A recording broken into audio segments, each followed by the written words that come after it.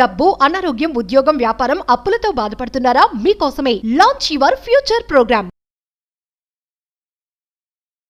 నమస్తే, welcome to Suman TV. ప్రస్తుతం మనతో పాటు ఉన్నారు ఎనలిస్ట్ డాక్టర్ నంది రామేశ్వరరావు గారు. సార్తో మాట్లాడదాం. నమస్తే సార్. నమస్తే అండి. సార్, ఇండియాలో సామాన్యుడికి ట్రంప్ అధికారంలోకి రావడానికి లింక్ ఉంది అంటే ఏం చెప్తారు సార్? ఆయన ర్యాపిడ్ యాక్షన్ ఫైర్ అనే మన ఇంటర్వ్యూస్లో ఉంటుంది. ర్యాపిడ్ యాక్షన్ అంటే ర్యాపిడ్ ఫైర్ రౌండ్ అంటే ఇప్పుడు ర్యాపిడ్ యాక్షన్ ఫోర్స్లో ఉన్నాడు ట్రంప్ గారు. ఎందుకంటే ఇప్పుడు ఆయన మెక్సికోని ఏమంటే గల్ఫ్ ఆఫ్ అమెరికా అని పిలుస్తాడంట. మెక్సికోని గల్ఫ్ ఆఫ్ అమెరికా. సో అలాంటి రకరకాల ఇండియాని ఇంకేం పెడతాడో తెలియదు, ఇంకా పెట్టలేదు. మన 4 సిటీలో సస్టైనబుల్ సిటీ అని మాట్లాడుకున్నాం. అట్లా రకరకాల పేర్లు ఉన్నాయి. సో ట్రంప్ వచ్చిన తర్వాత ఎవరిని వదలట్లేదు అన్నట్టు, ఏ డిపార్ట్మెంట్ని వదలకుండా అలజడి క్రియేట్ చేస్తున్నాడు, గుండెల్లో రైలు పరిగెట్టిస్తున్నాడు అనమాట అయితే చెప్పొచ్చు. అటు ఇమిగ్రేషన్ కానీ, ఇటు డ్యూటీస్ కానీ, అటు పెట్రోల్ కానీ, అటు డీజిల్ కానీ, ఇటు గోల్డ్ కానీ, అటు స్టాక్ మార్కెట్ కానీ అన్నిటినీ ఒక ఊపుతున్నాడు, కుదిపేస్తున్నాడు. అది కుదేలు అవుతుందా, ఎవరికి బెనిఫిట్ అనేది you have to wait and watch. So ఓవరాల్గా ట్రంప్ రావడం వల్ల అడ్వాంటేజ్లు కంటే డిసడ్వాంటేజ్లు as for as India is concern అనేది నాకు అనిపిస్తుంది. బట్ ఇఫ్ యూఆర్ పర్ఫెక్ట్లీ లీగల్గా ఉండి ఇల్లీగల్ అయితే అది పాజిటివే. ఎందుకంటే ఒక విధంగా ఇప్పుడు జాబ్స్ కూడా whether Indians or foreigners lottery system ఇస్తాడు. అంటే అన్ఎడ్యుకేటెడ్ గైస్, నాలెడ్జ్ లేని స్కిల్ లేని గైస్ రాలేరు. ఒక విధంగా అడ్వాంటేజ్ అటు అమెరికాకి ఇండియాకి. ఎందుకంటే ఇల్లీగల్ వచ్చి వాళ్ళు మీద కరప్ట్ చేస్తున్నారు, మిగతా వాళ్ళని పాటు చేస్తున్నారు. ఇల్లీగల్ వచ్చినందువల్ల లీగల్ వాళ్ళకి ఛాన్స్ దొరకట్లేదు. ఎవడైతే స్కిల్ ఉన్నాడో లాటరీలో రావట్లేదు. లాటరీ సిస్టమ్ మంచిదే. సో దీని మిక్స్డ్ ఒపీనియన్ అటు కొన్ని మంచి ఉన్నాయి, కొన్ని చెడు ఉన్నాయి. ఎస్పెషల్లీ ఇప్పుడు ఆయన ఏంటంటే ఈ ఇమిగ్రేషన్ తర్వాత నెక్స్ట్ పట్టుకునే subject oil refineries, petrol and diesel. ఎందుకంటే ఇప్పుడు చాలా వరకు బయట నుండి ఇంపోర్ట్ చేసుకుంటారు. ఇప్పుడు ఇంపోర్ట్ ఎక్స్పోర్ట్కి డ్యూటీలు మారుస్తానంటాడు ఆయన.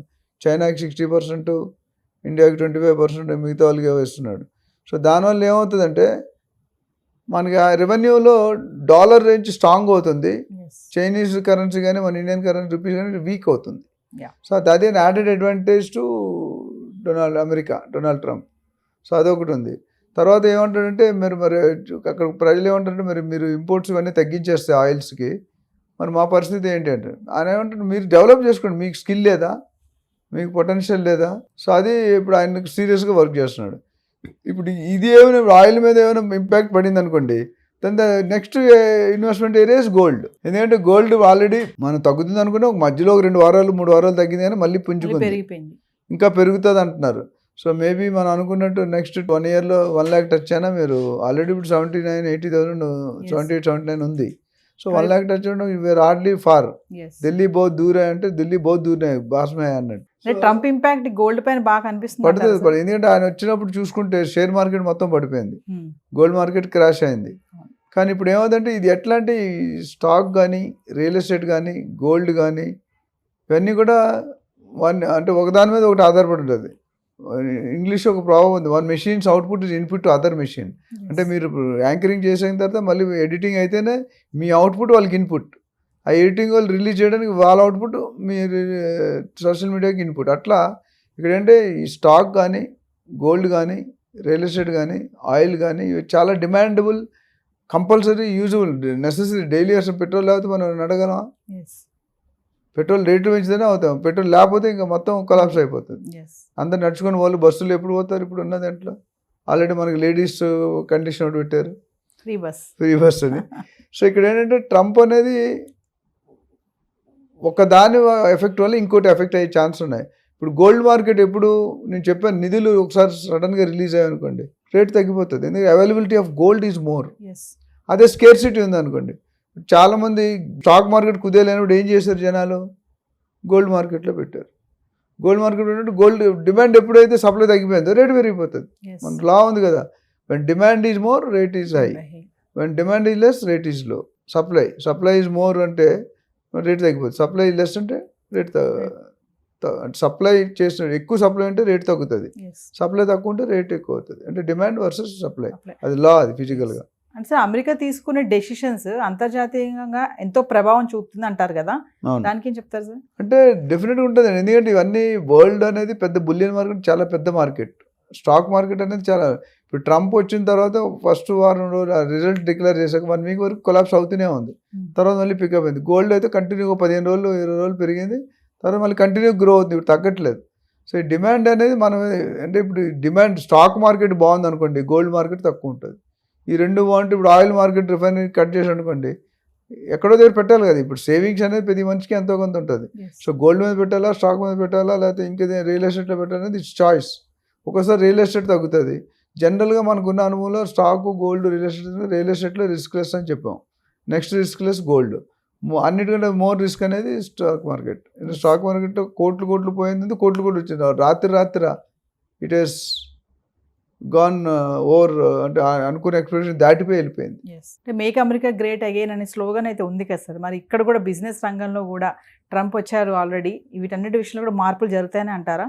డెఫినెట్గా జరుగుతాయండి. ఎందుకంటే ఇప్పుడు మనం మేక్ ఇన్ ఇండియాని మనం డెవలప్ చేసుకుంటున్నాం కదా.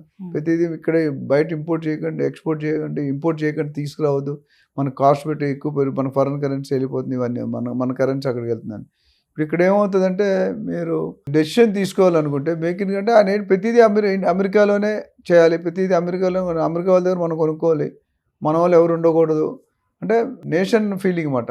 ఒక కంట్రీ నేషన్, మా కంట్రీని నేను చూసుకోవాలి. అది అధిక హైయెస్ట్ పొజిషన్ ఇన్ వరల్డ్ ఏంటంటే యూఎస్ ప్రెసిడెంట్, దానికంటే పెద్ద పొజిషన్ ఎక్కడా లేదు.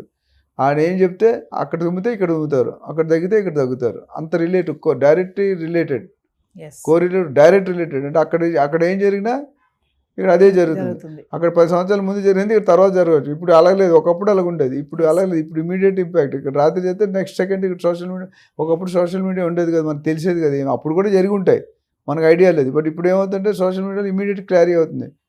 ఒక ఇష్యూ ఏదైనా నేను ఏదో కుంభమేళలో ఒక అమ్మాయి ఏదో పోస్టర్లు అమ్ముకుంటుందంట, మొనాలిసా అమ్ముకుంటుంటే ఆ మొనాలిసాని హైలైట్ చేసి ఎన్నో 11 lakhs ఎన్నో తెలియదు లక్షల్లో వ్యూస్ వచ్చాయంట.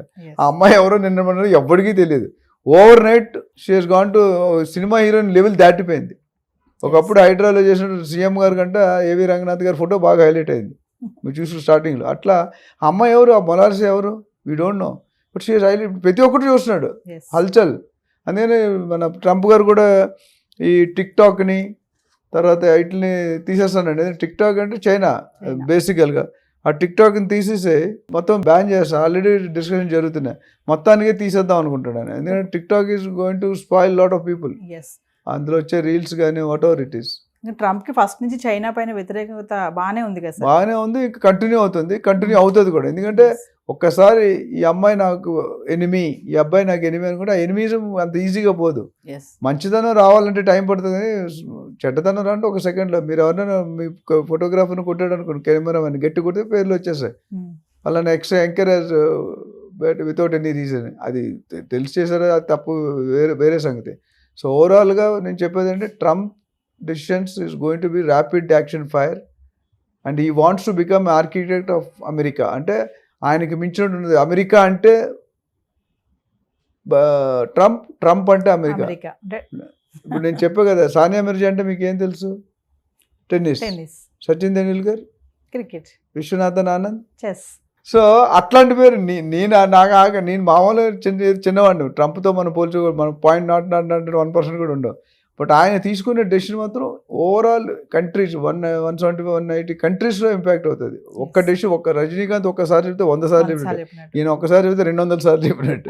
ట్రంప్ టఫ్ గై అంటే ఏమంటారు సార్? డెఫినెట్గా టఫ్ గై, టిపికల్ గై. యాక్చువల్లీ నన్ను అడిగితే నాటీ గై అంటాను, childish mentality.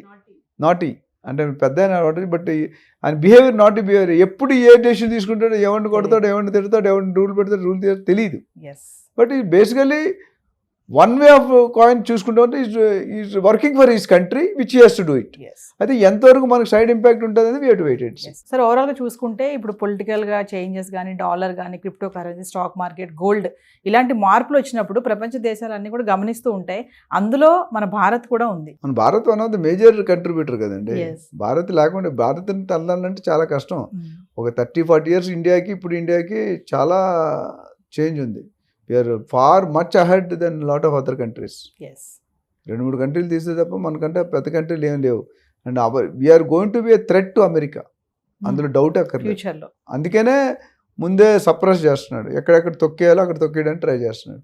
But India will not let it go. అంటే అది వదిలే అంత ఈజీగా చేతకాన్ని గాజులు వేసుకోలేదు. They are also trying to do, it will take some time. So ఏదేమైనా ఈ 4 సంవత్సరాల పాలనలో గట్టి నిర్ణయాలు గట్టి తీసుకోబోతున్నాడు నిర్ణయాలు అనుకోవచ్చు. తీసుకుంటాడు, ఒడిదుడుకులు ఉంటాయి, గుండెల్లో రైలు పరిగిస్తాడు, అలజడి క్రియేట్ చేస్తాడు, ఎక్కడైనా ఆపుతాడు. బార్డర్లో సెంట్రల్ ఇండస్ట్రియల్ సెక్యూరిటీ ఫోర్స్ అని ఉంటుంది ఎయిర్పోర్ట్లో, అలా పెట్టేసి ఇల్లీగల్ వస్తే అని కట్ చేయమంటాడు. Thank you sir. Thank you.